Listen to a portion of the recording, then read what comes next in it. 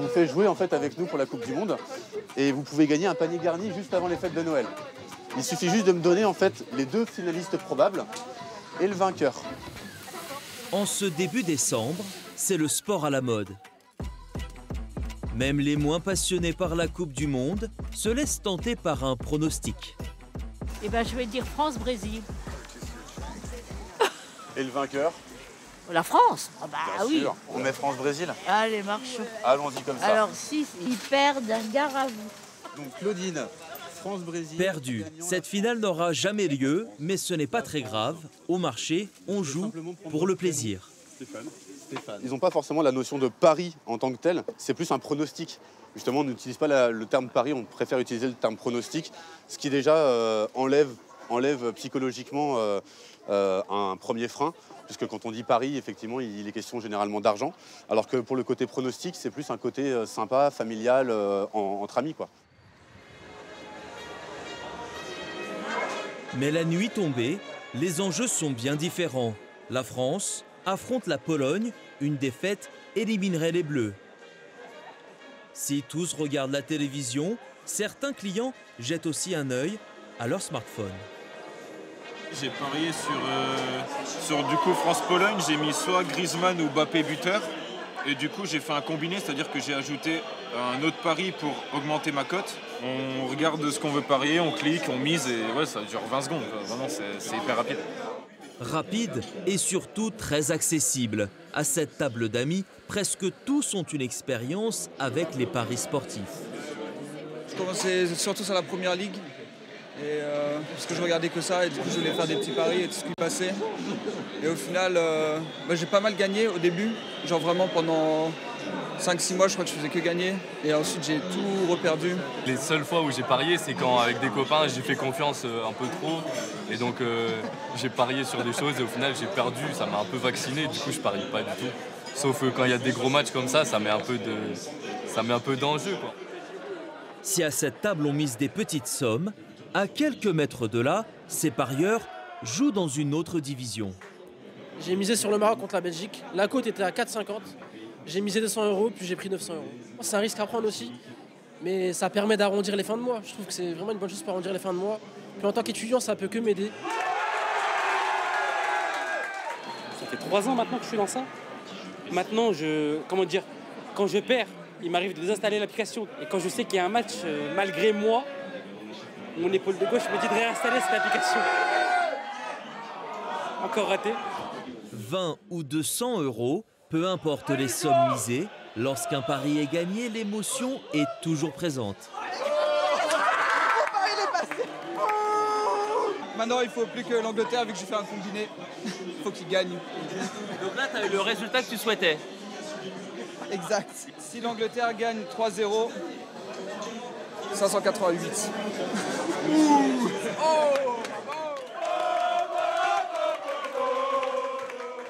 Cet engouement fait le bonheur des 17 opérateurs agréés en France.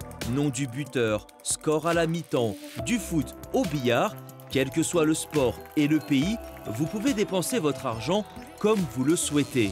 Sur tous les terrains, toutes les actions. Aucun pari ne peut se faire sans méthode. Un succès qui est porté par un marketing agressif, multidiffusé. En 2021, les dépenses publicitaires ont atteint le montant record de 237 millions d'euros. Grosse cote, gros gain, gros respect. Un investissement qui paye, car en 2017, les joueurs actifs étaient près de 2 millions. 4 ans plus tard, la barre des 4 millions est dépassée, soit une hausse de 124%. Un résultat incroyable qui va de pair avec des mises toujours plus importantes lors des grands événements, comme nous l'explique l'Autorité nationale des jeux, le régulateur des jeux de hasard. Pour vous donner un ordre d'idée, en 2018, en mise, on était à peu près à 366 millions d'euros de mise, avec une France victorieuse. Durant l'Euro de foot qui s'est déroulé en 2021, on est monté à 435 millions d'euros de mise. Actuellement, sur le mondial, on est sur des hypothèses plutôt hautes. On a eu 200 millions d'euros de mise sur la première semaine de compétition, avec un calendrier qui était certes dense. On pense qu'on arrivera à peu près autour de 500, 520 millions d'euros. D'après la NJ, Le parieur type est un homme, âgé entre 18 et 35 ans, citadin, amateur de rap et qui mise en moyenne chaque mois 238 €. Et face à autant de parieurs, un nouveau métier a fait son apparition, le pronostiqueur professionnel. Du pain et des jeux, telle était la devise des empereurs romains au temps des gladiateurs. Gladiateurs qui se battaient dans le Colisée à Rome. Un mois après l'ouverture de son compte TikTok en novembre, Maxime Desmiottes compte plus de 70 000 abonnés, intéressés par ses analyses sur des championnats exotiques. Je recommence. Tous les joueurs étrangers ont été transférés. Le club est relégable. Je vois une victoire du Tianjin Tigers. Et voilà, c'est dans la boîte. Donc là, je vais pouvoir la publier sur TikTok. Cet instituteur de 30 ans, passionné de foot, est un pionnier des pronostics. Depuis 2014, il partage gratuitement ses analyses sur sa page Facebook. Pendant une période, il a travaillé avec certains opérateurs. Ça, par exemple, c'est à l'époque où je faisais de l'affiliation pour Winamax. Et là, tu peux voir qu'en un seul mois, je m'étais fait 2100 €. Donc je te laisse imaginer ce que peuvent toucher les pronostiqueurs professionnels. Gagner de l'argent en proposant à son audience de cliquer sur un lien sponsorisé par un opérateur de paris sportifs, ce n'est pas interdit. Cependant, sur Internet, les pronostiqueurs vont beaucoup plus loin. Rejoignez-moi pour cette Coupe du Monde. Je vous le promets, je suis persuadé, cette Coupe du Monde, elle est à nous. Elle est à nous, je l'ai analysé déjà tous les matchs. Via des sites internet ou sur les réseaux sociaux, certains n'hésitent pas à monnayer des pronostics annoncés infaillibles contre un abonnement payant. C'est complètement interdit de vendre du conseil en analyse sportive. Pourquoi ? Parce que les paris sportifs sont encore considérés comme un jeu de hasard, donc c'est totalement interdit de vendre des conseils en paris sportifs. Tous ceux qui le font, ils ne sont pas dans le cadre de la loi. Qu'importe si sur leur site, il y a un numéro de ciré, si le site fait professionnel, etc., c'est interdit. Et même lorsque l'abonné est mal conseillé, le pronostiqueur peut encore gagner de l'argent. Toutes les personnes qui vont s'inscrire en passant par le lien du pronostiqueur, dès que ces personnes vont perdre de l'argent sur le site de paris sportifs, eh ben, il y aura un certain pourcentage qui ira tout droit dans les poches du pronostiqueur, et ceci à vie. Du coup, le pronostiqueur, j'ai envie de dire, il est gagnant quoi qu'il arrive.